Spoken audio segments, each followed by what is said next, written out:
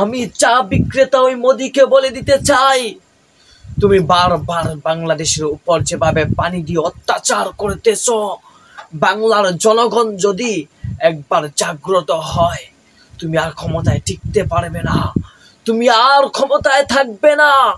বাংলার জনগণ যদি একবার জাগ্রত হয়, তুমি বিশ্বর মানবতাকে লঙ্ঘন করে ছাড়িয়ে গেছো, তুমি বিশ্ব মানবতাকে লঙ্ঘন করে ছাড়িয়ে গেছো।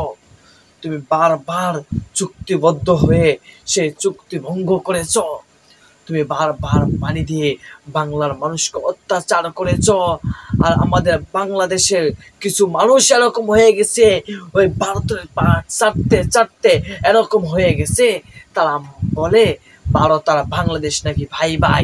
যে যারা বলবে ভারত আর বাংলাদেশ ভাই ভাই, আমি তাদেরকে বলে দিতে চাই, তোমরা কখনো মনে হয় তোমাদের বাবা মনে হয় কখনো একজন হতে পারে না, কখনো সুস্থ মায়ের সুস্থ সন্তান, বৈধ মায়ের বৈধ সন্তান এটা বলতে পারে না।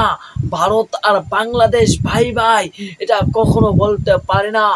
যদি পাকিস্তানের মতন শত্রু দেশে রাতের গভীরে আমার পতাকা বিক্রি হয়, রাতের গভীরে সেই দেশে পতাকা টানিয়ে বা আমি কে তুমি কে বাংলাদেশ বাংলাদেশ বলে সেই শত্রু দেশে স্লোগান দিতে পারে, রাস্তার মধ্যে বাংলাদেশের পতাকা টানিয়ে বাংলা গান গাইতে পারে, সে শত্রু দেশে যদি এরকম এগুলো করতে পারে, তাহলে তুমি যেটাকে বন্ধু রাষ্ট্র ভাবো, সেটা কিভাবে রাতের গভীরে পানি ছেড়ে আমার মাকে হত্যা করতে পারে, আমার বোনকে হত্যা করতে পারে?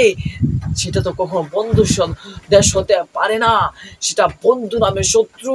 আল্লামা দেলোয়ার হোসেন সাইদি রাহিমাহুল্লাহ বলে গেছেন, সারা পৃথিবীতে যদি বাংলাদেশের কোনো শত্রু থেকে থাকে, বাংলাদেশের কোনো শত্রু দেশ থেকে থাকে, সেটা ভারত, সেটা ভারত। ভারতকে যারা বন্ধু ভাবো, নিঃসন্দেহে তারা জারজ সন্তান। ভারতকে যারা বাংলাদেশের ভাই ভাবো, নিঃসন্দেহে তারা জারজ সন্তান।